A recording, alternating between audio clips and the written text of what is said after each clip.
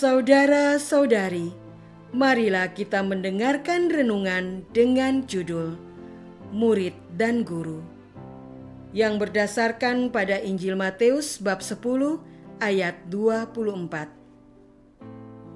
Yesus bersabda, "Seorang murid tidak lebih daripada gurunya, atau seorang hamba daripada tuannya." Dalam nama Bapa dan Putra dan Roh Kudus. Amin.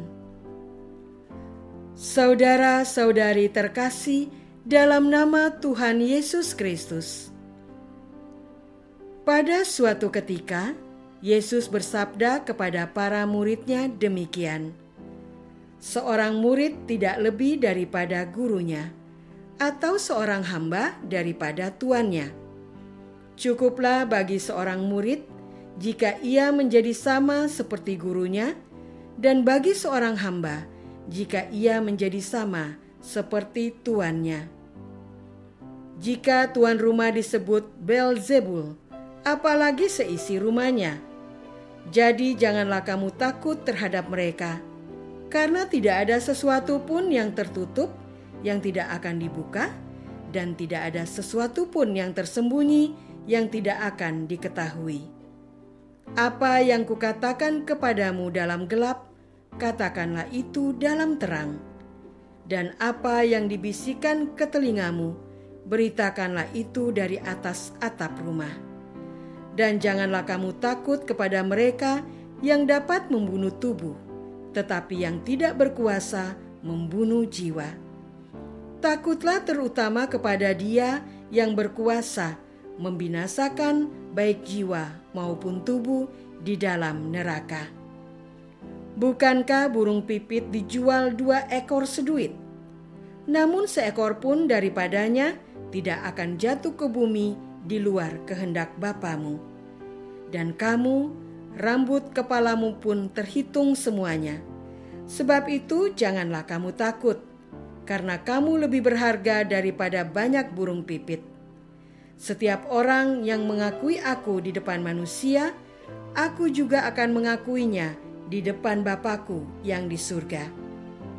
Tetapi barang siapa menyangkal aku di depan manusia, aku juga akan menyangkalnya di depan Bapa-Ku yang di surga." Saudara-saudara terkasih, salah satu murid yang mengikuti jejak Yesus Sang Guru adalah Santo Henrikus. Ia dipilih menjadi Raja Jerman karena telah terbiasa dengan cara hidup yang selalu dekat dengan Tuhan. Ketika naik tahta, Henrikus bertekad memerintah demi kemuliaan Tuhan. Ia menertibkan seluruh kerajaan dan melakukan pembaharuan di dalam gereja. Ia menyumbangkan banyak harta kekayaannya untuk mendirikan gereja-gereja dan biara. Henrikus disengani sebagai kaisar yang adil dan murah hati. Berbeda dengan banyak murid yang mengira Yesus akan menjadi Raja Israel dan meminta jabatan di pemerintahannya, Henrikus yang memang Raja dunia malah memberikan kekuasaan dan hartanya bagi gereja dan rakyatnya. Memang Henrikus bukan seorang martir atau misionaris, tetapi Henrikus memberikan dirinya menggunakan jabatan politiknya. Bukankah Yesus yang merupakan anak Allah juga melepaskan kedudukan dengan menjadi manusia biasa? Saudara-saudara terkasih, menjadi seorang murid tentu memiliki banyak kelemahan, apalagi jika dibandingkan dengan sang guru. Menghadapi berbagai tanggung jawab, seorang murid cenderung tidak percaya diri dan khawatir tidak bisa menyelesaikan tugasnya.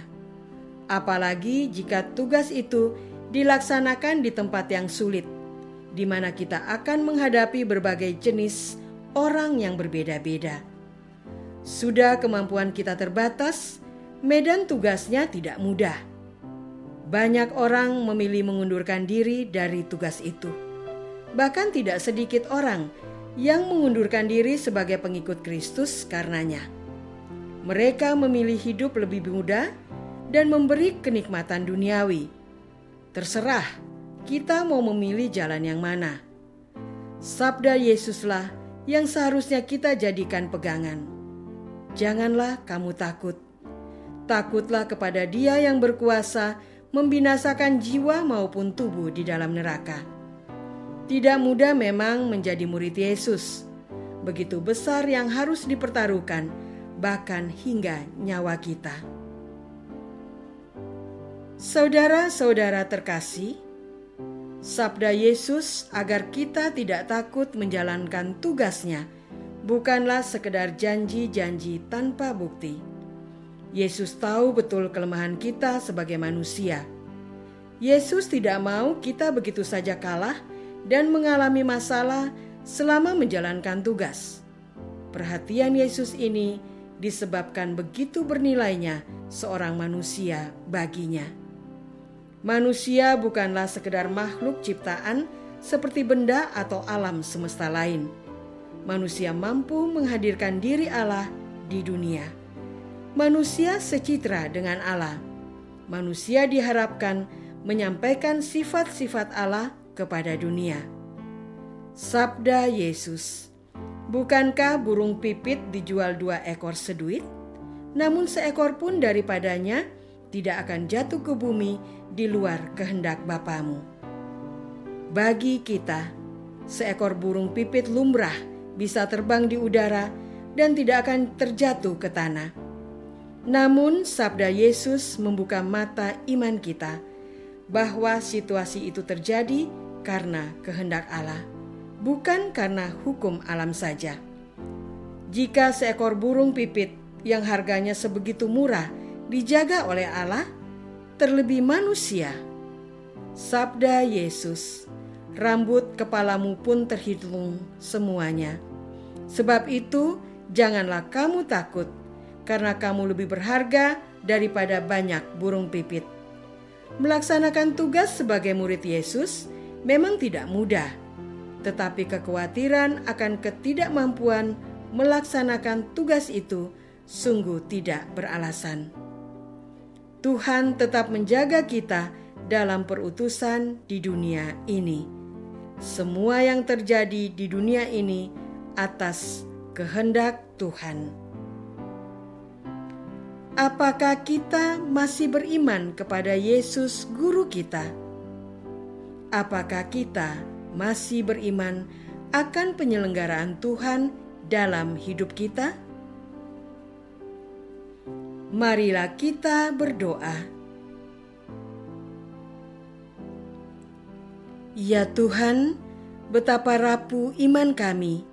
Kami masih mengandalkan kemampuan akal budi manusiawi.